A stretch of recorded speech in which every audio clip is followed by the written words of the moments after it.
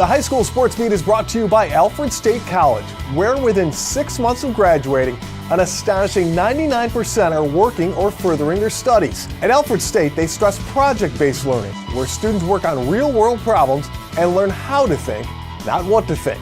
Visit alfredstate.edu. Sports. It's who we are. It's what we do. It's how we roll. It's wins and losses, highs and lows. It's effort, respect, and dedication. The High School Sports Beat. Sports. It's who we are.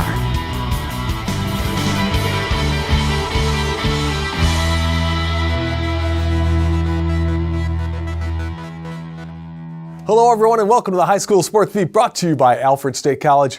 I'm Dave Yates. We begin our look at Section 5 sports this week with our opening story, brought to you by Sticky Lips Barbecue and Juke Joint.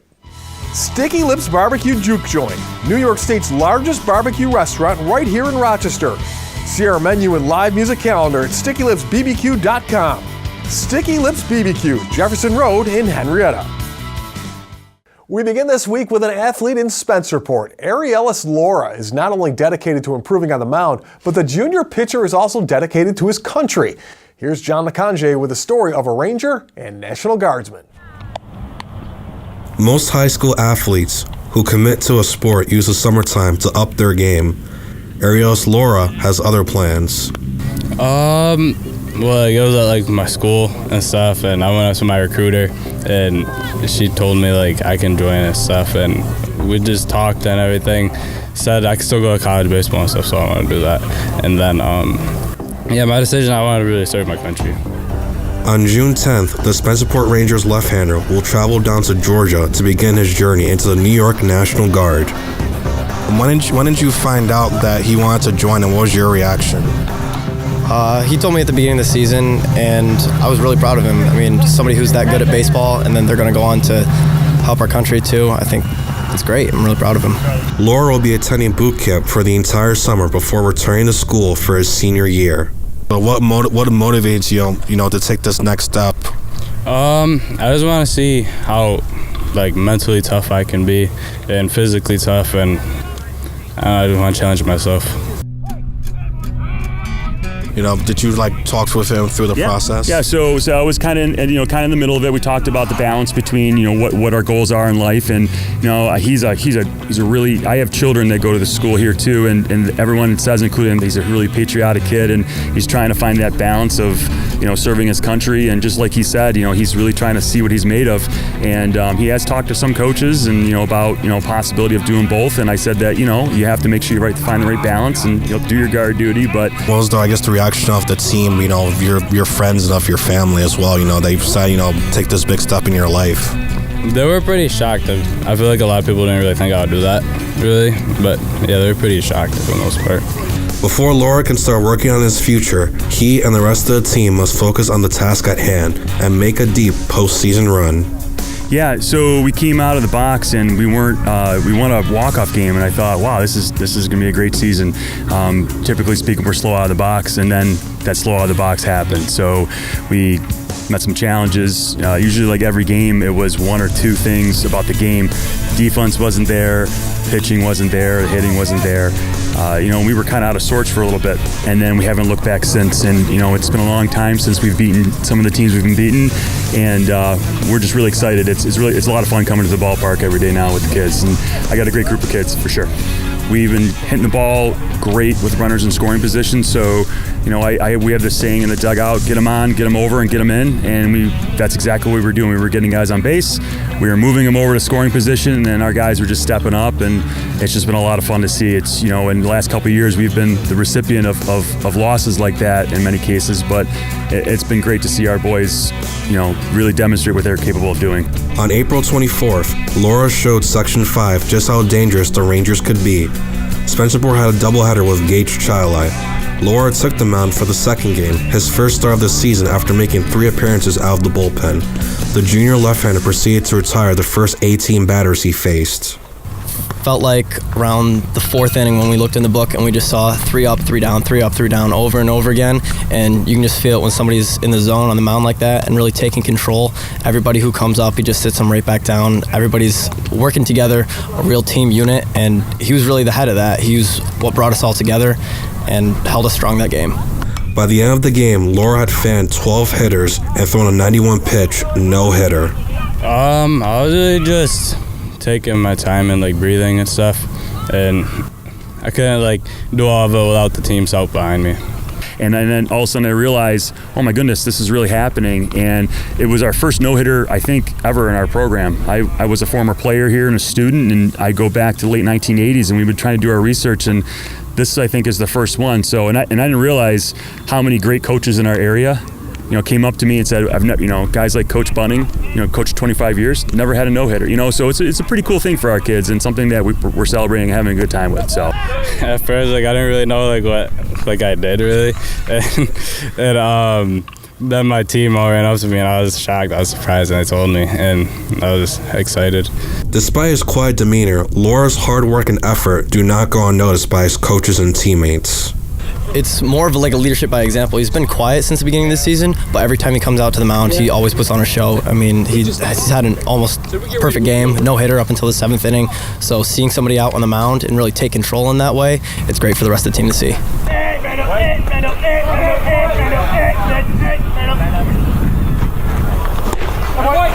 From Spencerport, this is John LeConte for the High School Sports Beat, brought to you by Alfred State College. Coming up next, Paul Gotham joins us for the High School Notebook. We've got that and more when the High School Sports Beat, brought to you by Alfred State College, returns.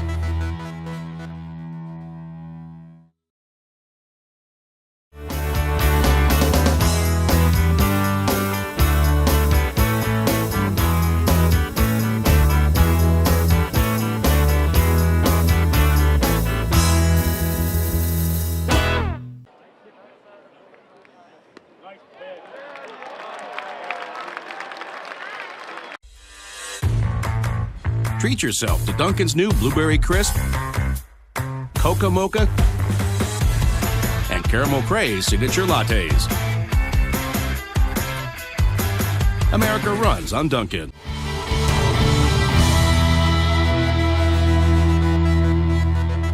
Hello everyone and welcome back to the High School Sports Beat, brought to you by Alfred State College. It is time now for the High School Notebook, brought to you by Dunkin'. America runs on Dunkin', and as always we are joined by Paul Gotham from pickandsplinters.com. Paul, what's on the website right about now? It's strange to think, but we're going into the last week of the regular season of baseball, so we'll have all your standings, stats, local leaders, top 10 polls, and players of the week there for you. Also, this weekend we'll have full coverage as Monroe Community College goes for the East District Championship.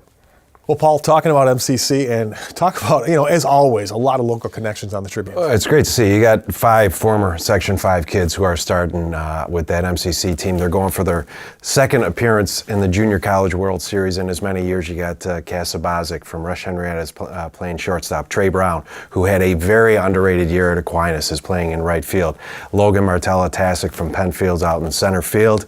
And then you've got Sean Flannery from Wayne is at second base. Phil Ferrante, Webster Schrader, he was on that team that went to the state finals a couple years ago. Phil Ferrante set the MCC record for career record for doubles. Hit his 40th double. When you think about that program, you have over 25 major league draft picks. You have guys, Danny Mendick, who's now with the White Sox program. You have Greg Cagle, who's been on the press box a lot. And here's Phil Ferrante is now at the top of one of those lists. It says a lot about him and his accomplishments. Let's talk a little softball. Let's talk about Bishop Kearney. Oh, geez. You go out and get a chance. I finally got a chance to go see Emily Phelan pitch. And the St. Bonaventure, she's only a junior, which is crazy. But the St. Bonaventure commit, 18 strikeouts. 18 strikeouts and a win over a very good Webster Thomas team. Webster Thomas had coming into that game winning 5 games in a row. Emily Phelan, she's bringing out the changeup a little bit, which Billy Hayden comments on Twitter that it's a little unfair, and it is when you look at her, because you have all this motion, the elbows and the arms and the legs are all kicking at you, and then all of a sudden she slows everything down at the last instant, and batters are just handcuffed. They don't know what to do, and it's pretty interesting to watch that. And And you look at that team, Mac Emery goes 4 for 4 that day. Mac Emery, of course, was on that selects hockey team from Bishop Kearney that went to the national tournament. She goes 4 for 4. That program, that selects program that they have at Bishop Kearney, 10 of their 11 seniors have already signed to go on and play college hockey. Cornell University, Vermont. Mac is going to Merrimack. And it's the success of that program. When you look at the foresight, I can't say enough about Chris Belmont, Steve Saluzzo, and Cara Merzetta, and their foresight to take a look and say, we have an opportunity here, and to bring in that hockey program. It's a diamond in the rough of our local sports. Yeah, and I think that says a lot about it. It's like, okay, we can do this for you, and we're gonna deliver on our promise. Not everybody can do that in this day and age, and I think that says a lot about them. All right, Paul. Awesome. Great stuff as always. Yeah. Thanks so much. We're back with more of the High School Sports Beat, brought to you by Alfred State College, right after this.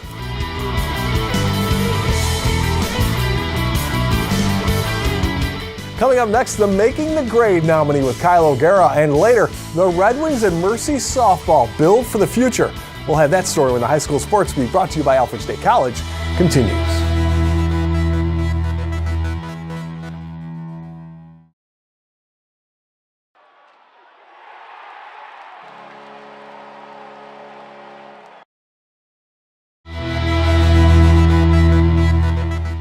Welcome back, and thank you for watching the High School Sports Beat, brought to you by Alfred State College. Hit the ground running at alfredstate.edu. I'm Kyle O'Gara.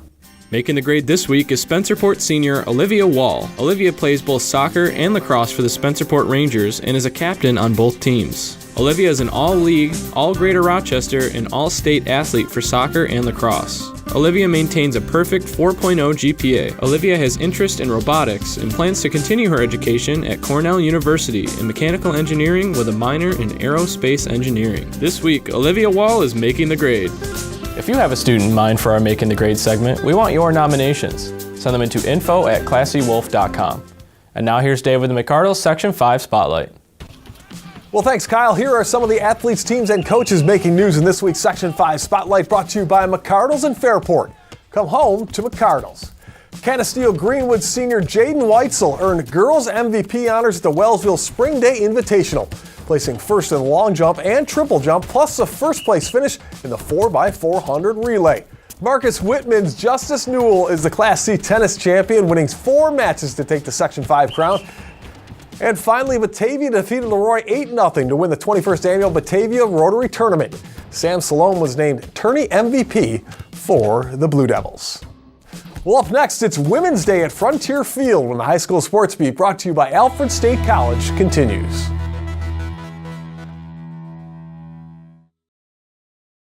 In now to Eichel. He floated one. Score!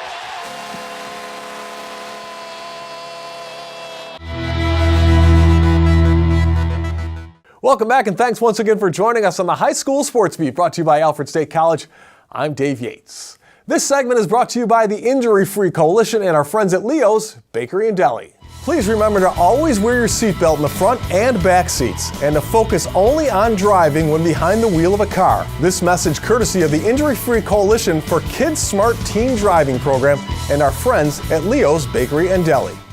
It started with an idea from a woman interning with the Rochester Red Wings, and on May 10th, it became a reality. Women's Day at Frontier Field. And as Paul Gotham discovered, there's more to the story, from youth fields to the Mercy Monarchs softball team. What started as an intern's idea culminated with a roundtable of international athletes discussing their careers at Frontier Field. Along the way, a Little League field was refurbished, and a youth softball clinic took place. So make sure you get set and you're nice and still before you... Rochester Red Wings hosted Women in Sports Night on May 10th. Former U.S. women's soccer star Christine Lilly was in attendance, along with U.S. national softball star Janie Reed and Alana Scardino, the East High graduate and former member of the school's football team, whose suggestions started the event. I think it's awesome. I think it's important for women to support women. I think it's important for men to support women. I think it's important for people to support people. And so when I heard about the event, I just thought it was really cool that they were going to make a statement like this and continue with the movement that has been going on just, I think, in this country. And Now, did I understand it correctly that this was your idea? Yes, it was. As working as a sales intern under Bob Craig, and also a promotions intern with Tim Doohan last summer, I had the opportunity to think of a promotional night, and this is what I came up with. I felt super honored the whole time, and just all the credit to Alana of coming up with that idea and making it happen. I mean, I admire her so much. 10 days earlier, the Wings staff gathered at Tryon Park as part of the MILB Project Refresh to get the Eastside Little League field ready for the upcoming season. Let's fix up a softball field this year. We've done, obviously Little League fields in the past, and so we're really hoping that when the girls get here for their opening day, they're going to be like, wow, this is our field. We want them to feel like they're it's the next best thing to playing in the big leagues. So minor league baseball sent out an email back in the wintertime asking teams to apply for this grant. There's, I think, 10 teams won the grant, and we were one of 162 teams in minor league baseball. So we had to fill out an application and send in photos of the field. Now, granted, it was a little bit covered with snow, but we're very fortunate that we were able to win the grant, and thanks again to the generosity of Echo Tools and minor league baseball. So once we won the grant, then I called our friends over at the City Parks Department, and we've done this kind of thing with them before to fix up some other city fields, and they were all on board for it, and contacted the folks at Eastside and explained why we wanted to do a softball field this year, and they thought it was a great idea. So here we are today. It's all coming together. Oh, it is awesome to see the Red Wings here today. It's great they were able to get this grant and help support Little League in Rochester. We like to see it keep growing. And, all the volunteers from Eastside, they're doing a great job. We got about 15, 17 people out here. Not exactly the nicest thing, but it's not raining. But we get a lot of work done. So, being from the city myself, having lived in the city the last 25 years, this is just an opportunity at Tryon Park through Eastside Little League, which is an all-volunteer organization. Although it's on city land, everything that's there has been done by volunteers and paid for by the volunteers and their fundraising efforts. All part of giving back to the community and helping promote youth sports. It's great. I know a while ago there were a lot of fields that were not in the best shape, and to have them improving and being able to have better conditions for girls especially, and just it's a fun experience and everything. Yeah. Well, it's just been awesome. Whenever you have an opportunity to help out the community, and with Dan Mason, with him being the one responsible for most of this, really for us to show up is the easy part, but spend time with the kids in the community and the support we got through the foundation to help at Tryon Park or Eastside, is just an awesome day. And, tonight, for my girls at Mercy High School, took them out here and spent time in the community to show young girls just a bit about softball is awesome. Rainy weather didn't put a damper on the pregame clinic. When you're out there on the field running the clinic, did you see any of yourself with any of the girls who were out there? Yeah, especially the little ones that are very thoughtful about their process. That was always me, need to focus and do everything perfectly. So it's always fun. I love working with the little ones and just letting them have fun on the field and encouraging them and building them up. There's so many tough little girls who are just going to be such awesome athletes. I just want them to all keep playing. I want them to know that they can keep playing. Nobody can tell them no, that sport isn't for them. Nobody can tell them that a single sport isn't for them. I just see a whole bunch of girls that know that they can do anything, so it's great. Local youth softball players came out in droves to get help from Reed, as well as Mercy softball players. Yeah, it was a lot of fun, meeting all those little kids, and I was there in their shoes at one point, so it's nice to be able to influence young kids coming from this area, and obviously it's a beautiful field, so. It's unbelievable. Just seeing all the girls, seeing Brighton softball. I used to play Brighton softball, and seeing, growing up with the sport, it's just crazy to see all ages, learning to love the same sport, and women in sports. It's just a great thing that the Red Wings are doing tonight. Women in Sports Night 2019, an event to remember.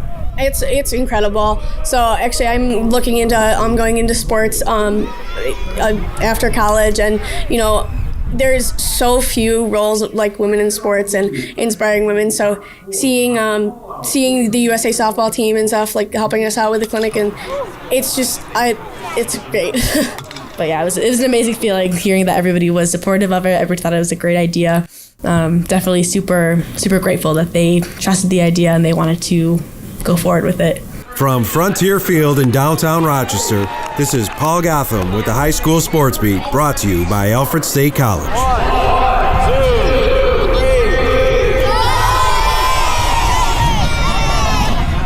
3. We'd like to thank our sponsors, especially Alfred State College, for making the Sports Beat possible. We'd also like to thank the athletes, teams, and coaches in Section 5. Thanks for watching. We'll see you again next week.